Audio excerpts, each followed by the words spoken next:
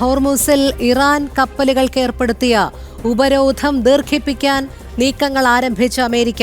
Iran US ചർച്ചകൾ സ്തംഭനാവസ്ഥയിലായ സാഹചര്യത്തിലാണ് നീക്കം. ബന്ധപ്പെട്ടവർക്ക് ഈ കാര്യം സംബന്ധിച്ച് അമേരിക്കൻ പ്രസിഡന്റ് ഡൊണാൾഡ് ട്രംപ് നിർദ്ദേശം നൽകിയതായും റിപ്പോർട്ടുകൾ പുറത്തുവരുന്നുണ്ട്. ഐസൺ ജോസ് ചേരുന്നു വാർത്തയുടെ കൂടുതൽ വിവരങ്ങളുമായി. ഐസൺ, ഹോർമുസിൽ ഇറാൻ കപ്പലുകൾക്ക് ഏർപ്പെടുത്തിയ ഉപരോധം ദീർഘിപ്പിക്കാനുള്ള നീക്കങ്ങൾ അമേരിക്ക ആരംഭിച്ചിരിക്കുന്നു. ഇറാൻ US ചർച്ചകൾ സ്തംഭനാവസ്ഥയിലായ സാഹചര്യത്തിലാണോ ഇത്തരത്തിലൊരു നീക്കം നടക്കുന്നത്? ഇതുമായി ബന്ധപ്പെട്ട് എന്തെല്ലാം കാര്യങ്ങൾ അല്ലെങ്കിൽ തുടർ നടപടികളിലേക്കാണ് ഇപ്പോൾ അമേരിക്കൻ പ്രസിഡന്റ് കടന്നിരിക്കുന്നത്? രോഹിണി, തീർച്ചയായും ഇപ്പോൾ അമേരിക്കൻ പ്രസിഡന്റിന്റെ ഭാഗത്തു നിന്നുണ്ടായിരിക്കുന്ന ഒരു നിർദ്ദേശം എന്ന് പറയുന്നത് ഈ ഉപരോധം, അതായത് ഇറാന്റെ പോർട്ടുകൾ, ഹോർമുസിലെ ഇറാന്റെ പോർട്ടുകൾ കേന്ദ്രീകരിച്ച് നടക്കുന്ന US-ന്റെ കപ്പലുകൾ നടത്തുന്ന ഉപരോധം ദീർഘിപ്പിക്കാനുള്ളൊരു നീക്കമാണ്. അതായത് നിലവിലെ സാഹചര്യത്തിൽ ആ ഹോർമുസ് ഉപരോധം നടന്നുകൊണ്ടിരിക്കുകയാണെങ്കിലും അത് വളരെയധികം ദീർഘിപ്പിക്കാനുള്ളൊരു നീക്കമാണ് നടക്കുന്നത്.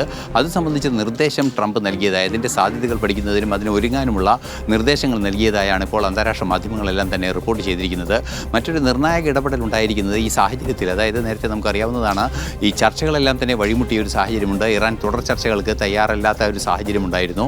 ആ ഒരു സാഹചര്യത്തിൽ ചർച്ചകൾ വഴിമുട്ടിയൊരു സാഹചര്യം നിലനിൽക്കുമ്പോഴാണ് കടുത്ത നടപടിയുമായി മുന്നോട്ട് പോകുന്നത്. ഇന്നലെയും മാർക്കോ റൂബിയോ ചില കൃത്യമായ നിലപാടുകൾ പറഞ്ഞിരുന്നു.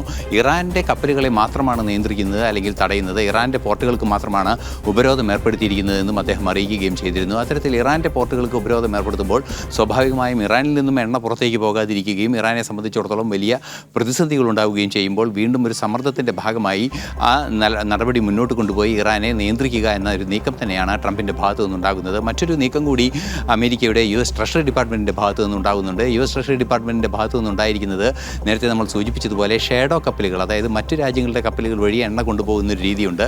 അത്തരത്തിൽ ഷേഡോ ബാങ്കിങ്ങും അതുപോലെ തന്നെ ഷേഡോ ക്രിപ്റ്റോ കറൻസി ഇടപെടലുകളും അതുപോലെ തന്നെ മറ്റേ ഷേഡോ ഇടപാടുകൾ, അതായത് പലതരത്തിലുള്ള മറ്റു രാജ്യങ്ങൾ വഴി അവശ്യ സാധനങ്ങൾ ഇറക്കുമതി ചെയ്യുകയും അത് ഉപയോഗിക്കാനുള്ള നീക്കങ്ങൾ നടത്തുകയും ചെയ്യുന്ന സംവിധാനങ്ങളുണ്ട്. അതിനെതിരെയും ഉപരോധം നീട്ടാൻ, അതായത് നേരത്തെ നമുക്കറിയാവുന്നതുപോലെ ഈ ഷേഡോ ഫ്ലീറ്റുകളുടെ ഉപരോധം, അതായത് നിരവധി ഇത്തരത്തിലുള്ള സംവിധാനങ്ങൾ, ഇറാനിൽ നിന്നും എണ്ണ കൊണ്ടുപോകുന്ന സംവിധാനങ്ങളുണ്ട്, അതിൻ്റെ കപ്പലുകളുണ്ട്. ആ കപ്പലുകൾക്കെല്ലാം തന്നെ അമേരിക്ക നിരവധി കപ്പലുകൾക്ക് നിരോധനം ഏർപ്പെടുത്തിയിട്ടുണ്ട്. അത്തരം നിരോധനം വീണ്ടും ശക്തമാക്കാനും കൂടുതൽ വ്യാപിപ്പിക്കാനും അത് ഷേഡോ ഇടപാട്, ബാങ്കിങ് ഇടപാടുകളിലേക്കും അതുപോലെ തന്നെ മറ്റു ഇടപാടുകളിലേക്കും നീട്ടാനും അല്ലെങ്കിൽ അത് വ്യാപിപ്പിക്കാനുമുള്ള നീക്കങ്ങളും നടത്തുന്നുണ്ട് എന്നാണ് അറിയാൻ സാധിക്കുന്നത്. തീർച്ചയായും ഈ യുദ്ധം അവസാനിക്കാനുള്ളൊരു സാഹചര്യത്തിലേക്ക് കാര്യങ്ങൾ കൊണ്ടെത്തിക്കുക എന്നൊരു നീക്കമാണ് പ്രധാനമായും നടക്കുന്നത്.